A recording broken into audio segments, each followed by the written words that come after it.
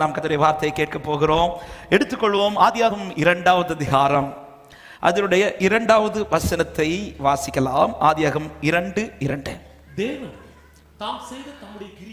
தேவன் தாம் செய்த தம்முடைய கிரியையை 7ஆம் நாளிலே நிறைவேற்றி முடித்த பின்பு 7ஆம் நாளிலே ஓய்ந்திருந்தார். கரங்களை உயர்த்தி ஆமென் சொல்லுங்க பார்க்கலாம். ஆமென். கடந்த 2-3 நாட்களுக்கு முன்பாக ஆண்டவர் இந்த வசனத்தை திடீரென்று நினைவுபடுத்தி ஒரு இடத்துக்கு டிராவல் பண்ணிட்டு இருக்கும்போது ஆண்டவர் இந்த வார்த்தையை நினைவுபடுத்தி ஆண்டவர் சில காரியங்களை இடைபட துவங்கினார். என் ஆண்டவர் ஒரு கிரியையை செய்ய துவங்கினால் அது இம்பர்ஃபெக்டா முடிக்கிற தெய்வம் அல்ல, அது பெர்ஃபெக்டா முடிக்கிற தெய்வம். My God is a God of perfection.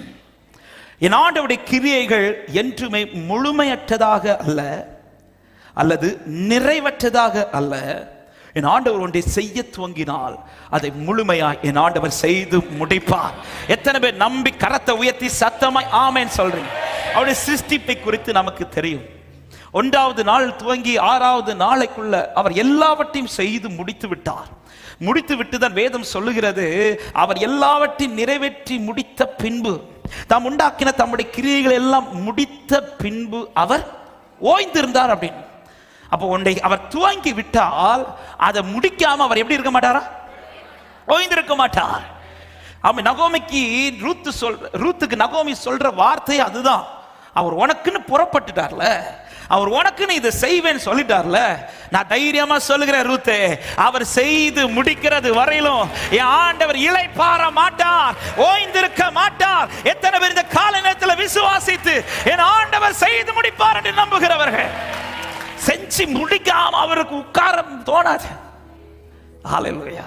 என் வாழ்க்கையில கர்த்தர் ஒன்றை செய்ய துவங்கின பிறகு அதை முடிக்காம என் அப்பா அமர மாட்டார். ஆமென். போவாஸ் ரூத்தை நம்பிக்கையோடு வீட்டுக்கு போ என்று சொல்லி அனுப்பிவிட்ட பிறகு ரூத் நகோமிட்ட சொல்லுகிறார், இதெல்லாம் செஞ்சார், இதெல்லாம் செய்வார். அவர் என்னெல்லாம் செய்தாரோ அதெல்லாம் சொல்லிவிட்டு நகோமிட்ட சொல்றார், அவர் எனக்காக இந்த காரியத்தை பார்த்துக்கிறேன்னு சொல்லி இருக்கிறார். அப்படி சொல்லித்தான் இதை சொன்னதும் தான் ரூத் 3:18 சொல்றார், அப்பொழுது அவள், என் மகளை, இந்த காரியம் என்னமாய் முடியும் என்று நீ அறியும் மட்டும் நீ வெயிட் பண்ண, நீ உட்காருன்றார். நீ உட்காரு. அவர் எழும்பின பிறகு நீ எழும்பாத, நீ உட்காரு. ஆமென். அவர் உட்கார போறார்னா உன்னை எழும்பிட்டு தான் உட்கார வைப்பார். ஆமென். அவர் உட்கார அமர்ந்திருக்க போறார்னாலே உனக்கானதை செஞ்சு முடிச்சுதான் அவர் உட்காருவார். ஆமென். எத்தனை பேர் இந்த காலை நேரத்தில் இந்த வார்த்தையை நம்புறீங்க? என்னில் சில காரியத்தை கர்த்தர் துவக்கி இருக்கிறார். என் விசுவாசத்துல சிலதை துவக்கி இருக்கிறார். அது முடிச்சு தீக்காம என் ஆண்டவர் ஓய மாட்டார் என்று நம்புறவங்க நல்ல கைகளை தட்டி ஆமென் என்று சொல்லி ஹல்லேலூயா. என்னை எழும்ப பண்ணும் ஆண்டவர் என்னோடு இருப்பதா, நான் எழும்புவே அவர் பலத்தா. என்னை எழும்ப பண்ணும் ஆண்டவர் என்னோடு இருப்பதா. ஹல்லேலூயா. நான் ஏசாயா 46வது அதிகாரம் அதனுடைய 11வது வசனத்திலே ஆண்டவர் இப்படி சொல்லுகிறார். ஏசாயா 46:11, உராய்ஞ்சுகிற ஒரு பட்சியை கிழக்கிலிருந்தும் என் ஆலோசனை நிறைவேற்று மனுஷனை தூர தேசத்திலிருந்து வரவழைக்கிறோமா இருக்கிறேன் சொல்லிவிட்டு அதை சொன்னேன், அதை நிறைவேற்றுவேன், அதை திட்டம் பண்ணினேன், அதை செய்து முடிப்பேன். ஆமென். என் ஆண்டவர் சொன்னால் நிறைவேற்றுவார். என் ஆண்டவர் திட்டம் பண்ணினால் செய்து முடிப்பார். எத்தனை தைரியமா இந்த காரியம் சொல்ல முடியும்? எனக்கு சொன்னது நிறைவேறும், எனக்கு திட்டம் பண்ணது நிறைவேற்றி முடிக்கப்படும். அவர் உன்னை செய்ய தொடங்கிட்டார்னா அது முடிக்காம கர்த்தர் விட மாட்டார். ஆமென். அதனாலதான் மெடிடேஷன்ல கேட்டது போல அவன் செத்து போனான் என்று அத்தனை பேர் சொல்ல பிறகும் அந்த தகப்பன் போய் அந்த பிள்ளையை போய் தட்டி பார்க்கல. ஐயோ எல்லாரும் செத்து போயிட்டாங்க சொல்றாங்களே, உண்மையில என் பிள்ளை செத்துட்டானான்னு கிட்ட போய் மூக்குகளை கை வச்சு பார்க்கல. தகப்பனுக்கு தெரியும், அவர் கை வச்சுட்டார்னா இது இப்படி சாக விட மாட்டார். நான் வந்தது அவர்கிட்ட என்ன ரிக்வஸ்டோட வந்தேன்னா, என் பிள்ளை சாக வைங்க, அப்படி இல்லை, என் பிள்ளைய பிழக்க வைங்க. அவன் பிள்ளைக்கே வைங்கன்னு சொன்ன வார்த்தையை ஏற்றுக்கொண்டு அவர் கை வைக்கிறார்னா என் பிள்ளை சாக மாட்டான், என் பிள்ளை நிமிர்ந்து நிற்பான். அதனால வெயிட் பண்றார். அத்தனை பேரும் பல வார்த்தைகளை சொல்லிக் கொண்டிருக்கும் போது தகப்பன் ஒரு வார்த்தை கூட, ஆண்டவரே பிள்ளை செத்துட்டான் ஆண்டவரே, கேட்கல. ஆமென். யவீரு இயேசுவை வீட்டுக்கு அழைத்து கொண்டு போயிட்டு இருக்கிற அந்த வேளை ஒரு செய்தி வருது, உன் மகள் மரித்து போனால் சொன்னதும் ஆண்டவர் சொல்றார் பயப்படாதே, விசுவாசம் உள்ளவனா இரு என்று சொன்னதும் யவீரு அடுத்த கொஸ்டின் கேட்கல, எப்படி ஆண்டவரே கொஞ்சம் முன்னாடி நீங்க வந்திருந்தீங்கன்னா நல்லா இருந்திருக்குமே. இப்பதான் மகள் மாதிரி எந்த கொஸ்டினும் கேட்கல. ஏன்னா யவீருக்கு நம்பிக்கை உண்டு, எனக்குன்னு அவர் புறப்பட்டிருக்கிறார். எங்கேயோ போனவர், எதையோ செய்ய போனவர், நான் காலில் விழுந்ததுனால எனக்காக அவர் புறப்பட்டிருக்கிறார். எனக்காய் புறப்பட்டவர் என்னுடையதை செய்யாம அவர் திரும்ப மாட்டார். ஆமென். அவர் அனுப்பின வார்த்தை வெறுமையாய் அவரிடத்தில் திரும்பாம, அவர் எதற்காய் அனுப்பினாரோ அந்த காரியம் ஆகும்படி செய்யப்படும் என்று நம்புகிறவர்கள் ஒன்னு செய்ய தொடங்கிட்டார் அவங்க லைஃப்ல, அது முடிக்காம ஆண்டவர் சும்மா இருக்க மாட்டார். எத்தனை பேர் நம்புறீங்க? இன்னைக்கு ஆண்டவர் சும்மா இல்ல, எனக்குன்னு ஏதோ செஞ்சுதான் இருக்கிறார் நம்புறவங்க நல்ல கைகளை தட்டி ஆமென் ஆமென் ஹல்லேலூயா ஆமென் செஞ்சு முடி எல்லாத்தையும் பார்த்த பிறகுதான் அவருக்கு திருப்தி. அதாவது அவர் என்னெல்லாம் நினைச்சாரோ அதெல்லாம் பார்த்த பிறகுதான் அவருக்கு உட்கார்றதுக்கு மனசு வருது. அதுவரை செஞ்சுட்டே இருக்கிறார். ஆமென். என் லைஃபை குறித்து அவர் என்னெல்லாம் பார்க்கணும்னு விரும்பினாரோ அதை பார்க்கறது வரைக்கும் அவருக்கு இருதயம் இருக்காது. என் கர்த்தர் எனக்காய் செய்கிறார். அதனாலதான் தாவீது, கர்த்தர் எனக்காக யாவையும் செய்து முடிப்பார். அவர் முடிப்பார். அவர் செய்வதை யாருக்கும் தடுக்க முடியாது. அவர் செய்வதை யாருக்கும் மாற்ற முடியாது. அவர் செய்வதை யாருக்கும் திருத்தவும் முடியாது. என் ஆண்டவர் செய்ய வல்லவர். ஆமென் ஆமென். யாக்கோபுக்கு சொல்லிய வார்த்தைகள்ல முதல் வார்த்தை என்ன தெரியுமா? ஆதியாகமம் 28:15 சொல்ற, நான் உன்னோடு இருந்து நீ போகிற இடத்துல உன்னை காத்து இந்த தேசத்துக்கு உன்னை திரும்பி வர பண்ணுவேன். நான் உனக்கு சொன்னதை செய்யும் அளவும் உன்னை கைவிட, அதாவது நான் உன்னை சொன்னதை செஞ்சு முடிக்காம நான் அதை கையை எடுக்க மாட்டேன். ஆமென். என் ஆண்டவர் வெறும் வாக்கு தருகிறவர் அல்ல. என் ஆண்டவர் சும்மா என்னை நம்ப வைக்கிறவரும் அல்ல. என் ஆண்டவர் துவங்குகிற எந்த பாதையும் பாதியில முடிய வைக்கவும் மாட்டார். ஆமென். அதனாலதான் சீஷர்கள் நடுக்கடல் தத்தளிக்கிறதை பார்த்ததும் ஆண்டவர் வந்துட்டார். எதுக்கு வந்தார் தெரியுமா? திரும்ப பின்னோக்கி போவதற்கல்ல, எங்க போகணும்னு சொல்லி புறப்பட வச்சாரோ அங்கதான் கொண்டு போறார். ஆமென். அங்க கொண்டு போய் சேர்ப்பதான் அவருடைய திட்டம். இதை தான் செய்யணும்னு ஆண்டவர் லைஃப்ல தீர்மானிச்சிட்டார்னா ஆமென், யாருக்கும் அதை திருத்த முடியாது, யாருக்கும் அதை மாற்ற முடியாது. கர்த்தர் செய்வார் என்று நம்புறவங்க ஹல்லேலூயா ஆமென். அப்ப அவர் எனக்காய் செய்து முடிக்க வல்லவர். அவர் செய்வதற்கு நான் அதற்கு உகந்தவனா இருக்கணும். ஆமென். அவருடைய செயலை தடுக்கத்தக்க வல்லமை இந்த பூமியில் எங்கேயும் இல்லை. ஆனால் அவர் செயலை ஒருவனால் தடுக்க முடியும். யார் தெரியுமா? யாருக்கு செய்கிறாரோ அவங்களால தடுக்க முடியும். என்னுடைய செயல்கள் அவருடைய செயலை தடுக்காதபடி நான் ஜாக்கிரதையா இருக்கணும். அதற்காக தான் ஒரு பகுதி ஆண்டவர், தெரிந்த பகுதி தான் எரேமியா 18வது அதிகாரம். ஆண்டவர் இப்பொழுது எரேமியாவுக்கு ஒரு தரிசனத்தை காண்பிக்கிறார். 1வது வசனம் முதல் வாசியுங்கள் 6வது வசனம் வரையிலும். எரேமியாவுக்கு உண்டான வசனம், எழுந்து குயவன் வீட்டிற்கு போ, அங்கே என் வார்த்தைகளை உனக்கு தெரிவிப்பேன் என்றார். அப்படியே நான் குயவன் வீட்டிற்கு போனேன். இதோ அவன் திரிகையினாலே வனைந்து கொண்டிருந்தான். குயவன் வனைந்து கொண்டிருந்த மண்பாண்டம் அவன் கையிலே கெட்டு போயிற்று. அப்பொழுது அதை திருத்தமாய் செய்யும்படிக்கு தன் பார்வைக்கு சரியாய் கண்டபடி குயவன் அதை திரும்ப வேறே பாண்டமாக வனைந்தார். கர்த்தருடைய வசனம் எனக்கு உண்டாகி, அவர் இஸ்ரவேல் குடும்பத்தாரே, இந்த குயவன் செய்தது போல நான் உங்களுக்கு செய்யக்கூடாதோ என்று கர்த்தர் சொல்லுகிறார். இதோ இஸ்ரவேல் வீட்டாரே, களிமண் குயவன் கையில் இருக்கிறது போல நீங்கள் என் கையில் இருக்கிறீர்கள். நம்புறவங்க சத்தமா ஆமென் சொல்லுங்க பார்க்கலாம். இந்த குயவன் செய்தது போல நான் உங்களுக்கு செய்யக்கூடாதோ? என்ன இந்த குயவன் செய்கிறார்? ஒரு குயவன் களிமண்ணை எடுத்து திரிகையிலே வனைந்து கொண்டிருந்த போது பைபிள் சொல்லுகிறது அது கெட்டு போயிற்று. கெட்டு போன மண்ணை அவர் தூக்கி எறியாமல் அந்த மண்ணை எதற்காய் தெரிந்தெடுத்தாரோ, அந்த மண்ணை என்ன பர்பஸுக்குன்னு கை வச்சாரோ அந்த பர்பஸ்ல உருவாக்குறதுல தான் உறுதியா இருக்கிறார். ஆமென். கெட்டு போனதும் அதை தூக்கி எறியாமல் ஒரு காரியத்தில் உறுதியா இருக்கிறார். நான் எடுத்ததை நிறைவேற்றிடுவேன். ஆமென். ஆண்டவர் சொல்ற இந்த குயவனை இப்படி செய்யும் போது நான் உனக்கு செய்ய மாட்டேன் என்றார். இந்த குயவனை இப்படி செய்யும் போது நான் உனக்கு செய்ய மாட்டேன். அந்த குயவனை எடுத்த மண்ணை நான் உருவாக்காம விட மாட்டேன்னு சொல்லி திரும்ப அதை உருவாக்க ட்ரை பண்ணும்போது, அன்பு சபையே, நீ என் கைக்குள்ள இருக்கிற, உனக்கு செய்வேன் என்று சொன்னதை நான் செய்து முடிப்பேன்.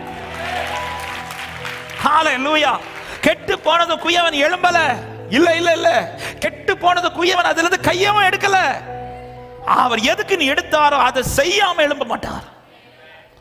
இஸ்ரவேல் குடும்பத்தாரே, இந்த களிமண் குயவன் கையில் இருக்கிறது போல நான் உனக்கு செய்யக்கூடாதா? நீ என் கரத்தில் அல்லவா இருக்கிறாய். ஆமை, கெட்டு போனதும் உன்னை இதுவும் தூக்கி எறியாம இன்னும் பாதுகாத்து வர காரணம் ஒன்று இருக்கிறது. நான் நினைச்சதை செய்யாம ஹல்லேலூயா. எனக்கு இந்த வார்த்தை பேசும்போது நான் ஆவிலே களி கூர்ந்து ஒரு வார்த்தையை சொல்ல விரும்புகிறேன். மண்ணே, உனக்கு என்ன வைராக்கியம் இருக்கோ தெரியல, எனக்கு இதுக்கு மேல ரொம்ப வைராக்கியம் இருக்கு. உனக்கு என்ன வைராக்கியம் இருக்கு தெரியல, எனக்கு இதுக்கு மேல ஒரு வைராக்கியம் இருக்குது. எத்தனை பேர் விசுவாசித்து கைகளை தட்டி ஆமென். நான் சீயோனுக்காய் கடும் வைராக்கியம் கொண்டேன். அதான் கெட்டு போயிடுச்சுல, தூக்கி எறிய வேண்டியதானே. இல்ல இல்ல, எனக்கு இதுக்கு மேல ஒரு வைராக்கியம் இருக்கு.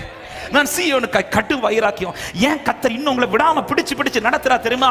உங்க மேல வச்ச வைராக்கியம், உங்க மேல வச்ச அன்பின் வைராக்கியம். சில உள்ளத்திற்கு இந்த வார்த்தையான தீர்க்க தரிசனமா பேசுறார். அந்த வைராக்கியம் இதை செய்யும். கெட்டு போன பிறகும் திரும்ப இந்த மண்ணை, ஏன் இந்த குயவன் அந்த மண்ணை தான் கெட்டு போனது தூக்கி எறிந்து விட்டு அடுத்த மண்ணுக்கு மேல கை வைக்கல, அடுத்த ஒரு மண்ணை தூக்கி எடுக்கல. இல்ல, இதே மண்ணை ஆண்டவர் சொல்றது, குயவன் செய்தது போல நான் உனக்கு செய்யக்கூடாதோ? அவன் இந்த குயவனுக்கு என்ன வைராக்கியம்னா, எடுத்த இந்த மண்ணை உருவாக்காம வைக்க மாட்டேன், எடுத்த இந்த மண்ணை உருவாக்காம வைக்க மாட்டேன். அவன் எடுத்த உங்களை உருவாக்காம கர்த்தர் விட மாட்டார். விசுவாசிக்கிற உள்ளமே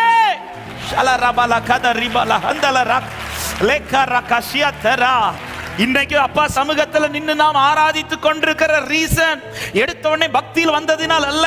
பல முறை கெட்டு போன பிறகு அவருடைய வைராக்கியம் நம்ம விடாம பிடிச்சு என்னை இழுத்து கொண்டு வந்துதா இன்னைக்கு என்னை நிக்க வைத்து ஆராதிக்க வைத்துக் கொண்டிருக்கா.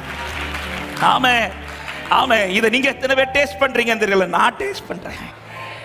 என் லைஃப் வச்சு டேஸ்ட் பண்றேன்.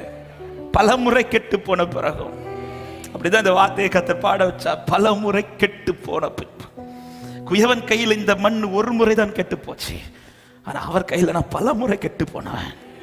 அந்த கையை பல நேரத்தில் தட்டி விட்டவன். வேணாம் ஆண்டவரே, என்னை விட்டுருங்கன்னு சொன்னவன், ஆனா விடல. திரும்ப திரும்ப கை வச்சார். திரும்ப திரும்ப, நீ கெட்டு போனாலும் பரவாயில்ல, எனக்கு நீ வேணும்னு சொல்லி திரும்ப கை வச்சு தூக்கி எடுக்க ரீசன் உண்டு. எனக்கு நம்பிக்கை உண்டு என்று விசுவாசிக்கிறவங்க உருவாக்குறதுக்குன்னு மண்ணை எடுத்து திரிகளை வச்சு உட்கார்ந்துட்டான்னு வச்சுக்கோங்களேன். அதுக்கப்புறம் எப்ப அந்த குயவன் எழும்புவார் தெரியுமா? அதை உருவாக்கி முடிச்ச பிறகு. இது ஷூட் பண்ணும்போது பார்த்ததுனால தைரியமா பேசுறேன். அவர் உட்கார்றது வர அந்த மண் அப்படியே தான் இருக்கும், அப்படியே தான் இருக்கும். மண்ணு மண்ணா தான் இருக்கும். ஆனா உருவாக்குறதுக்குன்னு உட்கார்ந்துட்டான்னு வச்சுக்கோங்களேன். உருவாக்குறதுக்குன்னு அவர் அந்த ப்ராசஸ் செய்யறதுக்கு ஸ்டார்ட் பண்ணிட்டார்னா, அதுக்கப்புறம் இந்த கை ஒன்னே ஒண்ணுதான் துடிச்சிட்டே இருக்கும். என்ன தெரியுமா? இதை எப்படியாவது உருவாக்கணும், இது எப்படியாவது உருவாக்கணும். இன்னைக்கு ஆண்டோடைய கை ஒன்னே ஒண்ணுதான் உங்க லைஃப்ல துடிச்சிட்டே இருக்கு. என் பிள்ளை எப்படியாவது உருவாக்கணும், என் பிள்ளைக்கு நான் செய்ய வேண்டியது எப்படியாவது செஞ்சு முடிச்சிடணும். இன்னைக்கு அந்த கை என்னை விட்டு விலகலன்னு நம்புறவங்க நல்ல கைகளை தட்டி தேங்க்யூப்பா. ஆமே. உலகத்தில் இருக்கிற குயவன்களுக்கெல்லாம் மண்ணுக்கு மேல வைராக்கியம் இருக்குமான்னு எனக்கு தெரியல. ஆனா இந்த வசனத்தை படிக்கும் போது இந்த ஆவியில களி கூர்ந்து பலிபீடத்திலிருந்து பேசுகிறேன். என் மேல அவர் வைராக்கியமா இருக்கிறார், என் மேல என் ஆண்டவர் வைராக்கியமா இருக்கிறார். இந்த காலை நேரத்தில் எத்தனை பேர் சொல்லுவீர்கள், என் மேல் ஆண்டவர் வைராக்கியமா இருக்கிறார்? வைராக்கியமா. அவன் எப்படியாவது என் பிள்ளையை உருவாக்கணும், உருவாக்காம நான் ஓய மாட்டேன்டார். அவர் முடித்த பின்புதான் ஓய்ந்திருந்தாராம், இதை உருவாக்காம. ஆமென். கெட்டு போன பிறகு அந்த குயவனுடைய எண்ணத்தை பாருங்க, திரும்ப திரும்ப உருவாக்குறா. அவர் உருவாக்குறதை வைத்து தான் எரேமியாட்ட சொல்றா, இவன் செய்தது போல நான் என் பிள்ளைக்கு செய்ய மாட்டேனா? ஆமே. என் பிள்ளை எங்கேயோ இல்ல, என் கைக்குள்ளதான் என் பிள்ளை இருக்கிறான். எங்கேயோ இல்ல, என் கைக்குள்ளதான் இருக்கிறான். ஆமே. அவர் உருவாக்குவார். சபையே, அவர் செய்யாமல் ஓய மாட்டார். ஆனா அவர் இன்னும் செய்யணும்னா, செய்து முடிக்கணும்னா, இந்த மண் செய்ய வேண்டிய 2 காரியங்கள் உண்டு. ஒன்று, நீ அவர் கைக்குள் அடங்கிரு, அவர் கைக்குள்ளேயே அடங்கிரு. ஆமென். வேதம் சொல்லுகிறது, அந்த 4வது வசனத்தை திரும்ப வாசிக்கலாம். குயவன் வனைந்து கொண்டிருந்த மண்பாண்டம் அவன் கையிலே கெட்டு போய். இந்த வார்த்தை நல்லா கவனி, ஒவ்வொரு வார்த்தையும் ஆவியானவர் நம்மோடு கூட பேசுவாராக. அது எங்க கெட்டு போச்சு தெரியுமா? எங்கேயோ இல்ல, கைக்குள்ளே தான் கெட்டு போச்சு. நீ கையை விட்டு போயிடாதென்றார் ஆண்டவர். அதாவது நான் செய்து முடிக்கத்தக்கதா நீ எங்கே தான் இருக்கணும் தெரியுமா? என் கைக்குள்ளே தான் இருக்கணும். இந்த கையை விட்டு நீ போயிடாத. 1 பேதுரு 5:6 தெரிந்த வசனம். ஆகையால் ஏற்ற காலத்திலே தேவன் உங்களை உயர்த்தும்படிக்கு அவருடைய பலத்த கைக்குள் அடங்கி இருங்கள் அப்படின்றார். அடங்கி இருங்கள், நீ கையை விட்டு போயிடாதென்றார். இந்த கைக்குள்ள இருக்கிற மண்ணுக்கு தான் கர்த்தர் சொல்றாரு, நான் செய்யாம நான் ஓய மாட்டேன்பா, நீ அதனால ஒரு காரியத்துல கவனமா இருங்க, இந்த கையோடு உள்ள உறவை நஷ்டப்படுத்தி விடாதிருங்கள். கையோடு உள்ள உறவை நஷ்டப்படுத்தி விடாதிருங்கள். ஹல்லேலூயா. இந்த உறவு நஷ்டமாச்சுதுன்னா, இந்த உறவு யார் வாழ்க்கையில நஷ்டப்படுத்தி கொண்டிருக்கிறதோ அவங்க லைஃப்ல கர்த்தரால் கிரியை செய்ய முடியாது. ஆதாமுக்காக ஏதேன் தோட்டத்தில் கர்த்தர் எல்லாமே செஞ்சுட்டு தான் இருந்தார். அவன் என்னெல்லாம் செய்யணுமோ, இன்னும் சொல்ல போனா ஆதாம் வருவதற்கு முன்பாக அவனுக்கு என்ன தேவையோ அதை எல்லாவற்றையும் செய்தார். ஆதாம் வந்த பிறகும் அவன் தனிமையாக இருப்பது நல்லதல்ல என்று சொல்லி அவனை தூங்க வச்சு அவனுக்கு ஏற்ற துணையை யார் தான் உண்டாக்குறார்? இது எல்லாமே அவர் தான் ப்ரிப்பேர் பண்றார், அவர் தான் செய்து கொண்டிருக்கிறார். ஆனா இந்த செயலை தடுக்க சாத்தான் என்ன செய்கிறான் தெரியுமா? இந்த உறவை தான் நஷ்டப்படுத்துகிறான். தேவனோடு உள்ள இந்த உறவு, இந்த கைக்குள் இருக்கிற அந்த அனுபவத்தை நஷ்டப்படுத்தின பிறகு ஆதாமுக்கு மேல ஒரு பெரிய பொறுப்பு வருது. இனி நீ தான் வேலை செய்யணும், இனி உன் பெயர்வை இல்ல, எல்லாமே அதுவரை கர்த்தர் உருவாக்கி கொண்டிருந்த காரியங்கள் இப்பொழுது மொத்தமா யார் செய்ய வேண்டியதாயிட்டு? ஆதாம் செய்ய வேண்டியதா இருக்கு. ஆமென். அதுவரை வியர்வைனா என்னன்னு தெரியாது, ஆனா இந்த உறவு நஷ்டமானதுதான் வியர்வைனா என்னன்னு தெரியும். ஏன்னா தான் செய்ய வேண்டியதா இருக்கிறது. இன்னைக்கு நிறைய பேருடைய வாழ்க்கையில சத்துரு கை வைக்கிற முதல் இடமே தேவனோடு உள்ள உறவு. இந்த கைக்குள் இருப்பதை விட்டு விடாதிருங்கள், கைக்குள் இருப்பதை விட்டு விடாதிருங்கள். ஆமென். ஆகார் ஆபிரகாம் வீட்டில இருந்து முதல்ல அவளை புறப்பட்டு வந்துருவான். ஏன்னா சாரால் செய்யறது தாங்க முடியாமல் அவ புறப்பட்டு வந்ததும் ஆண்டவர் எடுத்த உடனே, எப்பா உன்னை நான் இப்படி பிளஸ் பண்ணுவேன் அப்படிலாம் சொல்லல, உனக்கு நான் இஸ்மவேலை தருவேன், அவன் இப்படி இருப்பா அப்படி ஒன்னு ஃபர்ஸ்ட் சொல்ற ஆலோசனை என்ன தெரியுமா? ஆதியாகமம் 16வது அதிகாரம் அதோடைய 9வது வசனத்துல என்ன சொல்லுகிறார்? வாசிங்கள். கர்த்தருடைய தூதனானவர் நீ உன் நாச்சியார் அண்டைக்கு திரும்பி போய் அவள் கையின் கீழ் அடங்கி இருந்தார் இரு என்றார். அடுத்த வசனம் சொல்லப்படுகிறது, பின்னும் கர்த்தருடைய தூதனானவர் அவளை நோக்கி உன் சந்ததி மிகவும் பெருக பண்ணுவேன், அது பெருகி. அதாவது இத ஃபர்ஸ்ட் சொல்லிட்டு நீ போய் உட்காருன்னு சொல்லி இருந்தா நல்லா இருந்திருக்கும். ஃபர்ஸ்ட் அவர் சொன்னதை என்னது? நீ நாச்சியார் போய். இது நமக்கு ஏற்கக்கூடியதான் கேட்டா இல்ல. ஃபர்ஸ்ட் ஆர்டர் சொல்ற கண்டிஷன், நீ போய் அடங்கிரு, ஒரு இடத்துல அமைதியாரு, அது சும்மா எங்கேயோ போய் உட்கார்ந்துடாத. உனக்குள் இப்பொழுது வளருகிற அந்த வித்து என்பது ஆபிரகாமின் சந்ததியா இல்ல, கர்த்தர் பிளஸ் பண்ண விரும்புறார். ஆண்டவர் உன்னை பிளஸ் பண்ண விரும்புறார். ஆகாரே அப்படி பிளஸ் பண்ணணும்னா நீ எங்கேயோ இருக்கக்கூடாது, இருக்க வேண்டிய இடத்துல இருக்கணும். ஆவிக்குரிய அர்த்தத்தோடு இந்த வார்த்தைகளை எடுத்து பேசுற கவனிங்கள். நீ போய் அங்க அடங்கி இரு அப்படின்றார். நீ அடங்கி இரு, அடங்கி இருன்னு சொல்லிவிட்டுதான் பின்னும் பின்னும். அத பிறகு ஆபிரகாம் அனுப்பி விடுறார் பாருங்க வீட்டுல இருந்து. அந்த அனுப்பிவிட்ட இடத்துல ஆகார்ட்ட போய் ஆண்டவர் சொல்லல நீ திரும்ப போய் அடங்கிருன்னு, மாறாய் சொல்லுகிறார், இந்த இடத்துல நான் பிள்ளைய வளர பண்ணுவேன்றார். ஆமே, அதுவரை அடங்கிரு.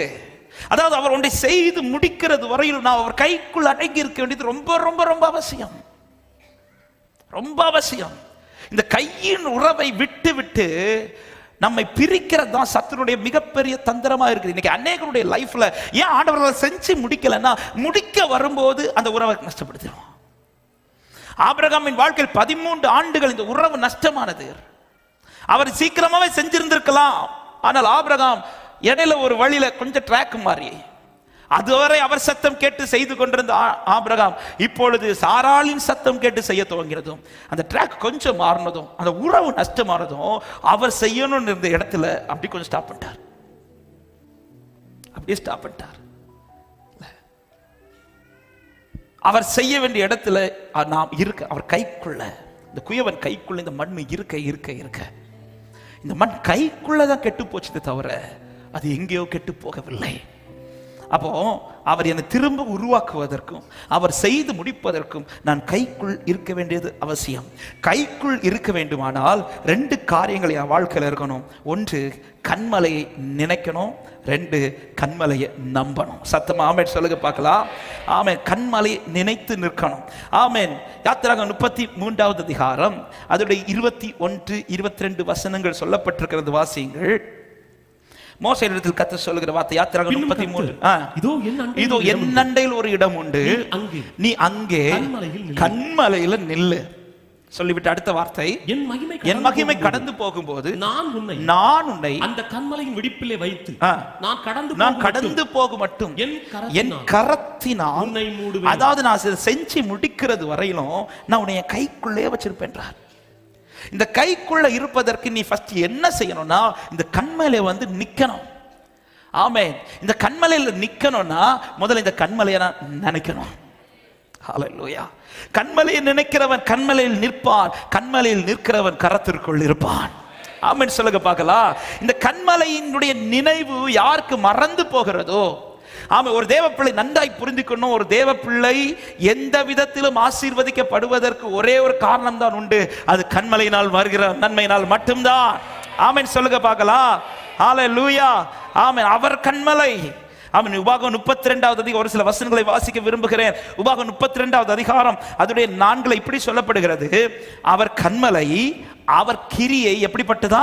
உத்தமமானதா. அவர் கண்மலையா இருக்கிறார், அவருடைய கிரியைகள் உத்தமமா இருக்கும்னா அது நிறைவேறி முடியும். அந்த அவருடைய கிரியை பாதி வழியில் விடாது, அவருடைய கிரியை பாதியில் முடியாது, அவருடைய கிரியை இம்பர்ஃபெக்ஷனா இருக்காது, பெர்ஃபெக்ஷனா இருக்கும், பெர்ஃபெக்ட்டா இருக்கும். ஆமென். அவர் நிறைவாய் முடிக்கிறவர். அந்த கண்மலையில வந்து நில்லு. ஆமென். ஆனால் வேதம் சொல்லுகிறது உபாகமம் 32வது அதிகாரம் 18வது வசனத்தில் என்ன சொல்லப்பட்டிருக்கிறது? வாசியுங்கள். உன்னை ஜெனிப்பித்த கண்மலை நீ நினையாமற் போனாய், உன்னை பெற்ற தேவனை மறந்தான். இஸ்ரவேலர்கள் வாழ்க்கையில நடந்த பெரிய அடி இதுதான். அவருடைய துவக்கமும் அவருடைய முடிவும் நிறைவா இருக்கும், இன்கம்ப்ளீட்டா இருக்காது. அப்படி இருக்கும்போது ஏனா எல்லாரையும் தானே கானானுக்குள் போவேன்னு சொல்லி தானே புறப்பட வச்சார். அப்படி இருக்கும்போது ஏன் எல்லாராலும் போக முடியல? இங்க கர்த்தருக்கு நடத்த தெரியலையா? இல்ல. அல்லது கர்த்தர் அவர்களை நடத்தவில்லையா? அதெல்லாம் இல்ல. இவங்க என்ன பண்ணிட்டாங்கன்னா கண்மலை மறந்து போனார்கள். இங்கே இஸ்ரவேல் இருக்கிற பெரிய பிரச்சனையை பார்த்தீங்கன்னா, ஒரு ஒரு ஒரு பிரச்சனைன்னு வந்துட்டாலே ஃபர்ஸ்ட் எடுத்த உடனே கர்த்தரை பத்தி பேசுறாங்களோ இல்லையா, எகிப்தை பத்தி தான் பேசுவாங்க. சமுத்திரத்துக்கு முன்னாடி வந்த பிறகும் சரி, ஒரு இறைச்சி இல்லாத ஒரு தருணம், அதாவது சாப்பாடு இல்லாத தருணம் வந்த போதும் சரி, கர்த்தரை பத்தி பேசுறதுக்கு பதிலாக, அதை கண்மலையை நினைச்சு பேசுறதுக்கு பதிலாக அவங்க எதை தான் பேசுவாங்க? எகிப்தை பத்தி தான் பேசுவாங்க. கண்மலை நினையாம போனார்கள். வேதம் சொல்லுகிறது, ஆண்டவர் சொல்ல, உன்னை பெற்ற தேவனை நீ மறந்தாய். இந்த கண்மலை நினைக்காதவர்களுக்கு தேவன் எதையுமே செய்ய முடியாது. யார் தெரியுமா கண்மலை? அவர்தான் கிறிஸ்து.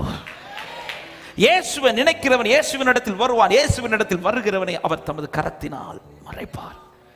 நான் நினைக்கிறேன், டெய்லி நினைக்கணும், என் நினைவு அதிகம் அவராக இருக்கணும், நான் அதிகம் அமர்ந்திருப்பது அவர் பாதத்தில் இருக்கணும். மரியாதை குறித்து மாத்தாளிடத்தில் சொல்லும் போது சொல்லுகிற வார்த்தை, ஆமை, நீயும் அநேக காரியங்களை குறித்து கவலைப்படுற. ஏன் இவளுக்கு கவலை இல்லைன்னா, இவள் தன்னை விட்டு எடுபடாத நல்ல பங்கு, அதாவது பிரசனத்துக்குள்ளே இருக்கிறவங்களுக்கு, அந்த உறவுக்குள்ள இருக்கிறவங்களுக்கு இந்த காரியம் எப்படி நடக்கும், இந்த காரியம் எப்படி நான் சந்திக்க போறேன், இதை குறித்த பயம் இருக்காது. காரணம், அப்படி இருக்கிறவர்களுக்காக அவர் காரியங்களை பார்த்து கொண்டிருப்பார். மார்த்தாலே, நீ இதுவரை செஞ்சதெல்லாம் நல்லா தான் இருந்து மார்த்தாலே, ஆனா இப்பொழுதும் நீ அநேக காரியங்களை, ஏன் இந்த கவலை உன்னை ஆட்டி படைக்கிறது என்றால், ஏன் இந்த கவலை உன் வாழ்க்கைக்கு மிஞ்சி போகிறது என்றால், நீ இருக்க வேண்டிய இடத்துல இருக்கல, நீ கண்மலையை நினைக்கல.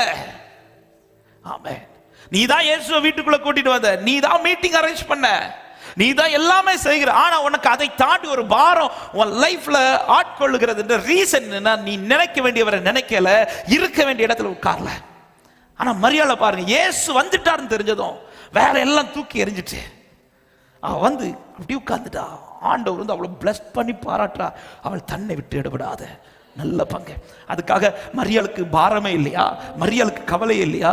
மார்த்தாளுக்கு என்ன கவலையோ அதே கவலை மரியாளுக்கும் இருந்தது. ஆனால் இப்பொழுது அந்த கவலை குறித்து பயம் இல்லை. காரணம், நான் இருப்பது எங்கே என்பதை அறிந்து கொண்டான். கண்மலைக்குள் இருக்கிறவர்கள் லைஃப்ல ஆமென், கர்த்தர் என்ன செய்யணுமோ அதை செய்வார். இந்த வசனம் ஏற்கனவே ஒரு விசை மெடிடேஷன்ல பேசினதானாலும் ஆமா, இந்த வார்த்தை ஒரு விசை கூட அதை நான் நினைப்பூட்ட விரும்புகிறேன். யாத்திராகமம் 33வது அதிகாரத்தில் நாம் வாசிக்க கேட்டோம். ஆமா, 22வது வசனத்தில் அவர் என்ன சொல்லுகிறார்? என் மகிமை கடந்து போகும்போது நான் உன்னை அந்த கன்மலையின் வெடிப்பிலே வைத்து நான் கடந்து போகும் மட்டும் என் கரத்தினால் உன்னை மூடுவேன் சொல்லி 23வது வசனத்தில் சொல்றார். பின்பு என் கரத்தை எடுப்பேன். அப்ப இந்த இடத்துல ரெண்டு ப்ராசஸ் நடக்குது. ஒன்னு என்ன பண்றா? மூடுறா. ரெண்டு என்ன பண்றா? எடுக்கிறா. இது எல்லா தேவ பிள்ளை லைஃப்ல இருக்கும். என்ன பண்ணுவா தெரியுமா? ஃபர்ஸ்ட் மூடுவார், அடுத்து திறப்பார், அடுத்து அப்படி மூட மாட்டார். சொன்னாரா? சும்மா சொல்ற. ஆனா கைக்குள்ள வந்ததோ அவர் ஃபர்ஸ்ட் என்னதான் செய்வார் தெரியுமா? ஃபர்ஸ்டே திறக்க மாட்டார். ஆமென். எல்லாருடைய வாழ்க்கையில இந்த ப்ராசஸ் உண்டு. ஆபிரகாம் லைஃப்லயும் உண்டு, ஈசாக் லைஃப்லயும் உண்டு, யாக்கோபு லைஃப்லயும் உண்டு, தாவீதின் வாழ்க்கையில உண்டு, பேதுரு வாழ்க்கையில உண்டு, இன்னைக்கு நம்ம வாழ்க்கையிலும் உண்டு. ஃபர்ஸ்ட் மூடுவார். எதுக்கு மூடுறார் தெரியுமா? அவர் மூடும்போது என்ன நடக்குமாம்? 22 சொல்லப்படும், என் மகிமை கடந்து போகும்போது நான் உன்னை அந்த கன்மலையின் வெடிப்பில் வைத்து நான் கடந்து போக மட்டும். ஏன் அவர் மூடுறார்னா, இந்த சம்பவத்தை நான் நமக்கு புரியுற மாதிரி சொல்றேன்.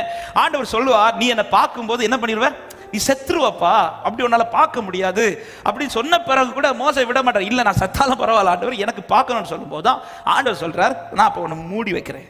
எதுக்கு மூடுறேன்னா, நீ சிலதை பார்க்க கூடாதுங்கிறதுக்காக. ஏன்னா இதை நீ பார்த்தேன்னா என்ன ஆயிருவ?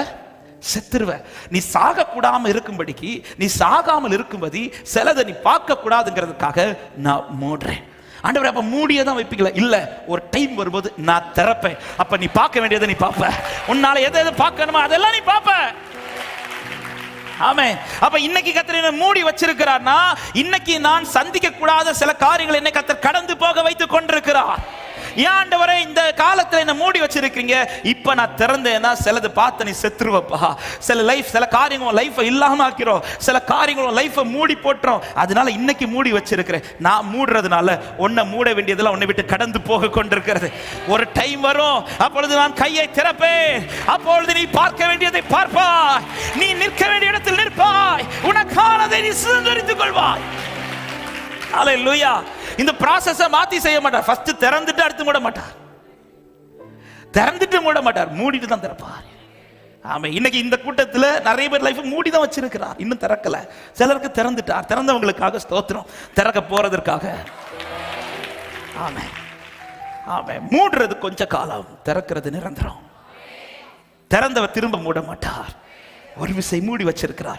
ஏன் ஆண்டவர் இன்னைக்கு கர்த்தர் உங்களை மூடி வச்சிருக்கிறாருங்கிற கேள்வியோடு யாராவது இருக்கிறீங்கன்னா, ஆமா, ஆண்டவர் பேசுற வார்த்தை சிலது உன்னை விட்டு கடந்து போகணும். இதை நீ பார்த்தேன்னா உயிரோட இல்ல. இன்னைக்கு சொல்லுகிறேன், அன்பா தைரியமாய் சொல்லுகிறேன், இன்னைக்கு நாம ஜீவனோடு இருக்க ரீசன் ஒருத்தர் மூடி வச்சிருக்கிறார்.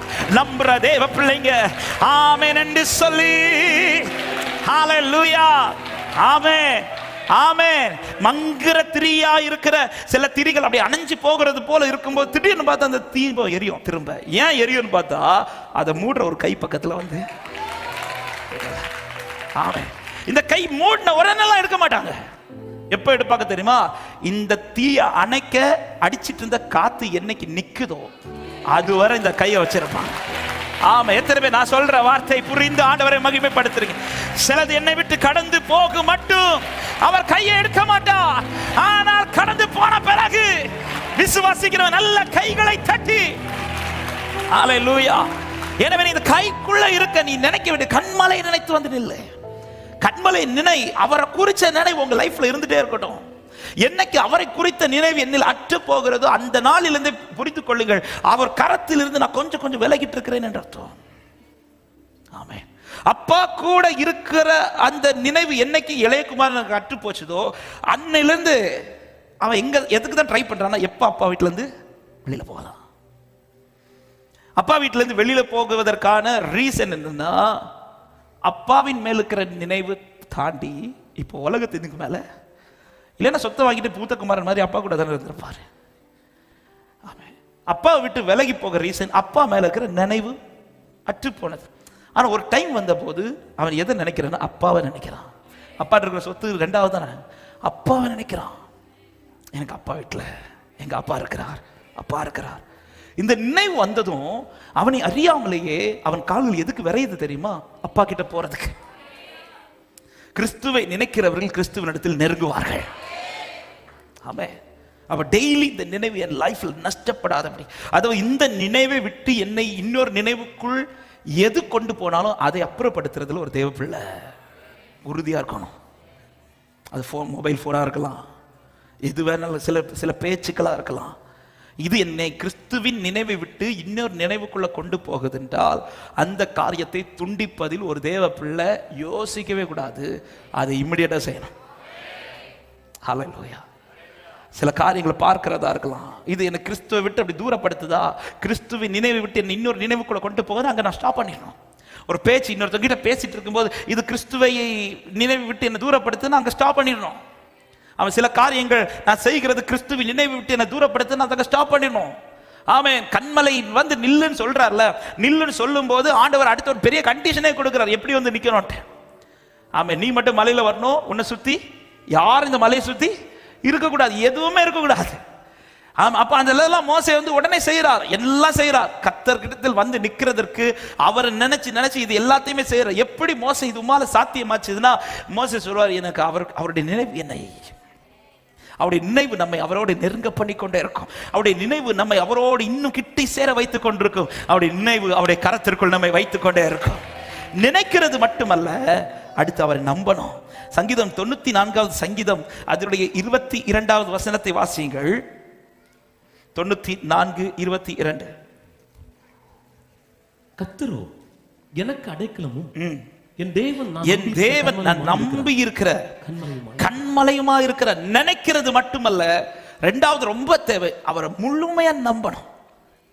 இந்த கண்மலை குறித்த ஒரு நிச்சயமான நம்பிக்கை ஆபிரகாமை குறித்து சொல்லும் போது ரோமர் 4வது அதிகாரம் அதனுடைய 21வது வசனத்துல இப்படி சொல்லப்பட்டிருக்கிறது, தேவன் வாக்குத்தத்தம் பண்ணினதை நிறைவேற்ற வல்லவராய் இருக்கிறார் என்று முழு நிச்சயமாய் நம்பி தேவனை மகிமைப்படுத்தி விசுவாசத்தில். இது 75வது வயதில் ஆபிரகாமை குறித்து சொன்ன வார்த்தை அல்ல, 100வது வயதில், செத்து போன கற்பம் இருந்த வயதில். ஹல்லேலூயா. இங்க என்ன சொல்லப்பட்டிருக்கிறதா? தேவன் வாக்குத்தத்தம் பண்ணினதை நிறைவேற்ற வல்லவராய் இருக்கிறார் என்று முழு நிச்சயமாய் நம்பினானா. ஆமென். அதாவது என்ன கையில் எடுத்த குயவனுக்கு என்ன கண்டிப்பா வணைய முடியும் என்கிற நம்பிக்கை எனக்கு இருந்தாதான் கைக்குள்ள இருக்க தோணும். இப்ப நான் சொல்ற வார்த்தை புரிய நம்புறேன். ஏன்பா இன்னும் இந்த கைக்குள்ளே இருக்கிறேன்னா ஒரு தேவ பிள்ளைக்கு நிச்சயம் இருக்கணும், இந்த கெட்டு போன மண்ணை திரும்ப அவரால் வணைய முடியும் என்கிற நிச்சயம். ஹல்லேலூயா.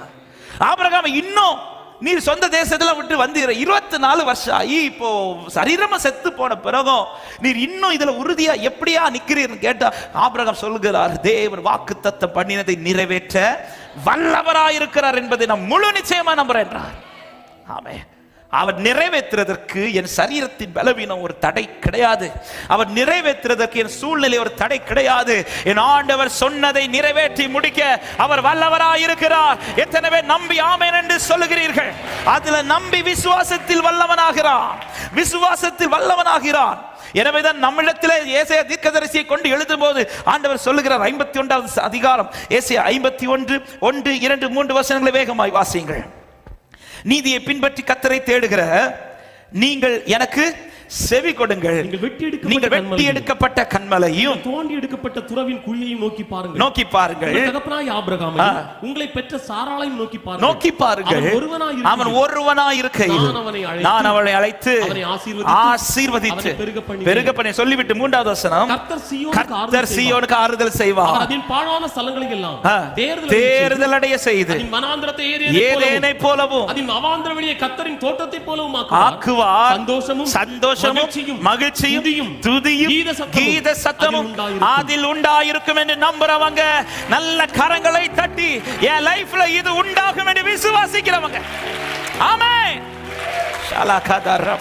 இது எப்படி சாத்தியம்? ஆபிரகாமை பாரு, அவன் லைஃப்ல நான் இதை செஞ்சேன், அவன் கிட்ட என்ன சொல்லி புறப்பட வச்சனோ அதை நான் செய்து முடித்தேன். சீயோனே, கர்த்தர் உனக்கு ஆறுதல் செய்வார்.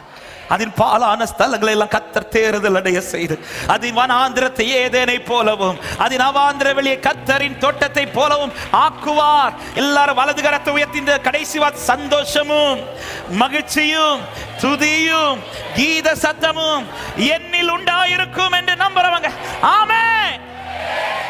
அவர் செஞ்சு முடிப்பார். ஆமென்.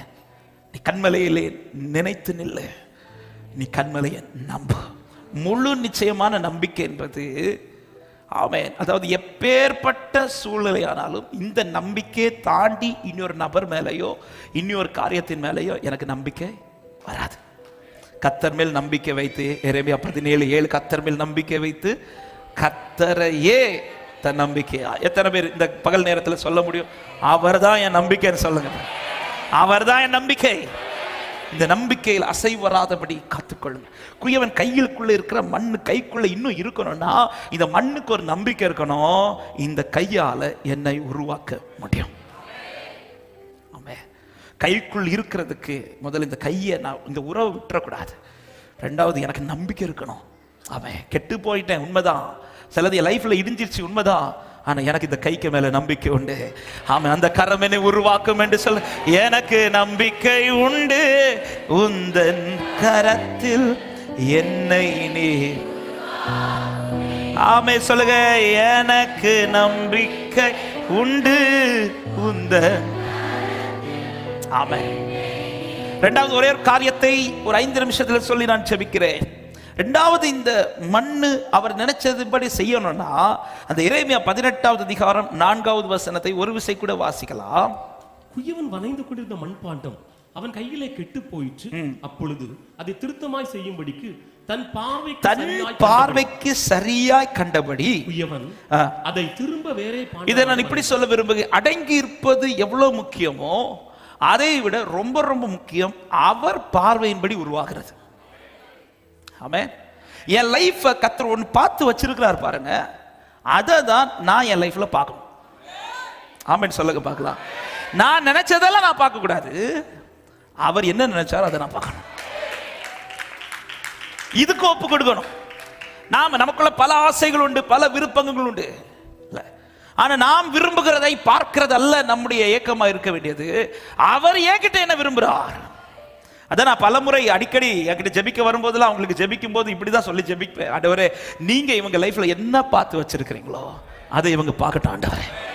எத்தனை பேர் நம்புறீங்க, என் லைஃப்ல மட்டும் இல்ல என் பிள்ளை லைஃப்லயும் அவர் எல்லாத்தையும் பார்த்து தான் வச்சிருக்கிறான்னு சொல்றவங்க சத்தமாய் ஆமென் சொல்லுங்க பார்க்கலாம்.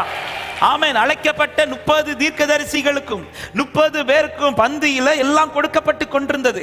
சவுல் வந்ததும் அவர்களிடத்திலிருந்து ஒன்று எடுத்து கொடுக்காமல் சவுலுக்காக சாமுவேல் சொல்லுகிற வார்த்தை, அவனுக்காக ஆயத்தம் பண்ணின முன்னந்தோடை எடுத்து கொடுங்கள் அப்படின்றார். அப்போ தேவனால் அழைக்கப்பட்ட, தேவனால் தெரிந்து கொள்ளப்பட்ட, தேவனால் உருவாக்கப்பட்ட அத்தனை பேர் வாழ்க்கையிலும் இனிதான் கர்த்தர் ஒன்றை ஆயத்தம் பண்ண வேண்டும் என்றல்ல, அவர் ஏற்கனவே ஆயத்தம் பண்ணி வைத்திருக்கிறார். ஆமென்.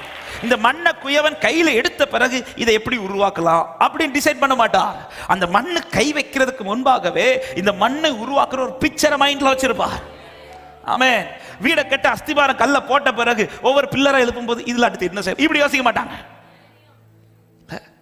நல்ல கான்ட்ராக்டர்னா, நல்ல கொத்தனார்னா, நல்ல வேலையாட்கள்னா வீடை கல்லு போடுறதுக்கு முன்னாடி எதை ப்ரிப்பேர் பண்ணுவாங்க தெரியுமா? பிளான். ஆமென். பிளானை ப்ரிப்பேர் பண்ணிட்டு தான் கல்லே. இயேசுவின் நாமத்தில் இந்த வார்த்தை தைரியமா சொல்ல, பிளானை போட்டுட்டு தான் உங்களை நடத்திட்டு இருக்கிறார். சிலதை ஆயத்தம் பண்ணிட்டு தான் கர்த்தர் நடத்திட்டு இருக்கிறார். இனி ஆயத்தம் பண்ண வேண்டும் என்று அல்ல, தைரியமா நட, கர்த்தர் காரியத்தை வாய்க்க பண்ணுவார். ஆமென். இன்னைக்கு அநேகருடைய வாழ்க்கை கர்த்தரால செய்ய முடியல, ஏன்னா அவர் போட்ட பிளான் ஒண்ணு, நம்ம போற பிளான் ரெண்டு சிங்க் ஆக மாட்டேன். நான் கொத்தராட்ட கொடுத்த பிக்சர் ஒண்ணு, அவர் நினைச்சு கெட்டுற பிக்சர். ஆமென். இன்னைக்கு நிறைய பேர் நாம பிளான மாத்துறோம். அதனால இயேசு கிறிஸ்து ஜெபிச்ச அந்த ஜெபம் நமக்கு மறந்துடவே கூடாது. ஆண்டவரே இந்த பாத்திரம் என்னை விட்டு நீங்க கொடுமானால் நீங்கும்படி செய், ஆகிலும் என் சித்தப்படி அல்ல. ஆண்டவரே என்னுடைய ஆசை வேணாம், ஆண்டவரே அதாவது இன்னைக்கு நான் எப்படி இருக்கணும் நீங்க என்ன பார்க்க விரும்புறீங்களோ அப்படி என்ன நடத்துங்க ஆண்டவரே. ஆண்டவர் என் குடும்பத்துல என்ன இருக்கணும் நீங்க பார்த்து வச்சிருக்கீங்களோ அதை நான் பார்க்கட்டும் ஆண்டவரே. என் பிள்ளை எப்படி இருக்கணும் நீங்க பார்த்து வச்சீங்களோ அதே என் பிள்ளையா மாறட்டும் ஆண்டவரே. நீங்க என் குடும்பத்தை எப்படி பார்த்து வச்சிருக்கீங்களோ அப்படி என் குடும்பமா மாறட்டும் ஆண்டவரே. ஹல்லேலூயா, ஆமென். ஆண்டவரா விரும்பி கொடுத்த மண்ணானால யாருக்கா பாதிப்பு வந்துச்சா? ஆனா அவங்க விரும்பி கேட்ட இறைச்சியால அவ பல பிரச்சனைக்கு காரணம் யாரு? என்ன கோரச அழகா சொல்றீங்க. ஆமா, பல பிரச்சனைக்கு காரணம் இந்த பிளானை நாம திருத்தி இல்ல எடுத்த குயவன் போட்ட பிளான்ல நீங்க உருவாகணும். ஆமென். இனிதான் ஒரு பிளான் உங்களை பத்தி போடணும். நோ நோ நோ, உங்களை கையில எடுக்கும் போது அவர் பிளான் போட்டுட்டார், பிளான போட்டுட்டார். பல பிரச்சனை. அதனாலதான் பேதுருட்ட சொல்றார், பேதுரு நீ இப்ப வந்துடாதுன்றார். எங்க இப்ப நீ கூட்டத்து கூட வராது, இப்ப நீ போ, உன்னை நான் நிறுத்துவேன். பேதுரு இல்ல ஆண்டவரே, நீங்க போட்ட பிளான்லாம் அதெல்லாம் ஒதுக்கி வைங்க, நான் வருவேன். இன்னைக்கு நைட்டு நான் உங்க கூட காவலிலும் நிற்க ஆண்டவர் 2-3 தடவை சொல்லி பார்த்தாரு. சரி இவன் இப்படி நிக்கிறான்ட்டு அவட்ட ஒரு சொல்யூஷனே சொல்லி கொடுக்க. 1 மணி நேரம் ஜெபிச்சு, ஏன்னா நீ உனக்கு பிளான்ல வர இந்த பிளான்ல நீ சக்சஸ் ஆயிடலாம் நினைக்கிற, அதனால 1 மணி நேரமும் ஜெபிச்சு அந்த ஜெபத்திலேயாவது உன் மைண்ட் மாத்திடுவேன்னு பார்த்தா நீ ஜெபிக்காம என்னவும் பண்ணிட்ட, தூங்கவும் செஞ்சுட்ட. இப்ப நீ போட்ட பிளான், அவன் போட்ட பிளான் படி போனா நடந்துச்சா காரியம்? இல்லை. பிளான், அவன் போட்ட பிளான் சக்சஸ் ஆகல. அதே இடத்துல அவர் ஒரு பிளான் போட்டார். என்ன பிளான் தெரியுமா? சேவல் கூவுறதுக்கு முன்னாடி. அது சக்சஸ் ஆச்சா? அதுலயும் சக்சஸ் ஆகுது பாருங்க. அவர் போட்ட பிளான் சக்சஸ் ஆகுது, அவர் போட்ட பிளான் இங்க சக்சஸ் ஆகல. இப்ப மனம் கசந்து அழுது இப்ப ஆண்டவர் திரும்ப வந்து நேசிக்கிற யாரெல்லாம் கேட்டு திரும்ப உட்கார வச்சு இப்ப இயேசு கிறிஸ்து எடுத்துக்கொள்ளப்படும் போது எல்லாரையும் பார்த்து சொல்றார், நீங்க பரிசுத்த ஆவி வர காத்திருங்கன்னு சொன்னது. பேதுரு அவசரப்படல. அது வரல, எனக்கு இன்னைக்கு நான் புறப்படுவேன். நோ, வெயிட் பண்றார். அவர் பிளானுக்கு அடங்கி இருக்கிறான் பாருங்க. அதே பேதுரு அன்றைக்கு அத்தனை பேர் நடுவில் 3000 பேருக்கு முன்பாக நின்று சாட்சியா பேசுறேன். ஆமா, என் பிளான் அடிபடணும். ஆமா, என் பிளான் அடிபட்டு அவர் பிளான் தான் என் மேல. அதனால பைபிள் தெளிவாய் திரும்ப அவர் பார்வைக்கு சரியாய் கண்டபடி அதை உருவாக்குகிறாராம். அப்ப ஏன் கெட்டு போறதுக்கு ரீசன் என்னன்னா, அவர் பார்த்தது போல இந்த பாத்திரம் வரல. அவர் பார்க்கிறது போல நான் வர்றது வரையிலும் அவர் செஞ்சு முடிக்க முடியாது. ஆமென். இப்ப உங்களால போகவும் முடியாது. ஆமென். அவர் பார்க்கிறது போல நான் வர்றது வர.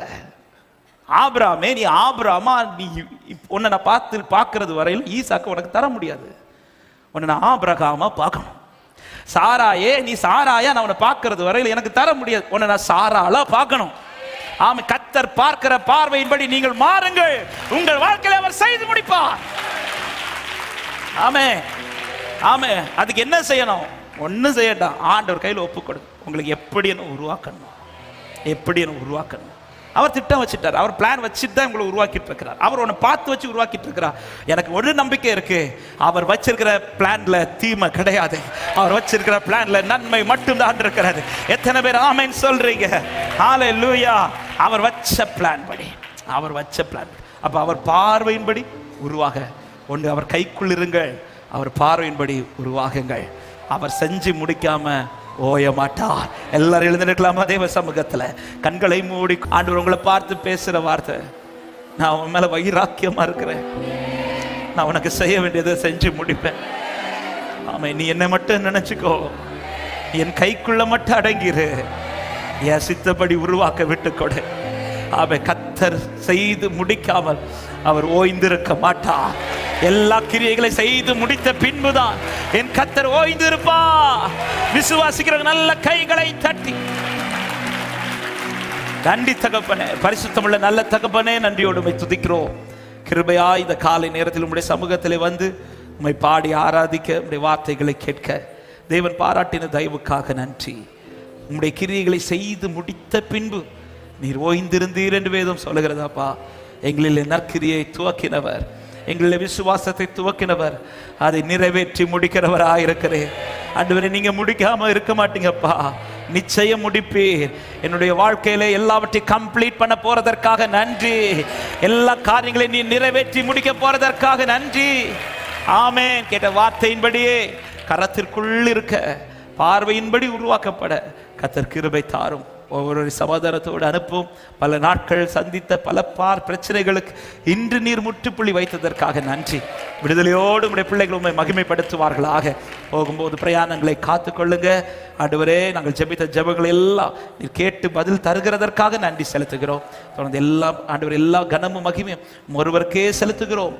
நீர் மாத்திரம் பெருகவும் நாங்கள் சிறுக வேண்டும். இயேசுவின் நாமத்தில் ஜெபத்தை கேளும் ஜீவனுள்ள நல்ல பிதாவே, ஆமென். சேர்ந்து சொல்லுவோம். என் ஆத்துமாவே கர்த்தரை ஸ்தோத்திரம்,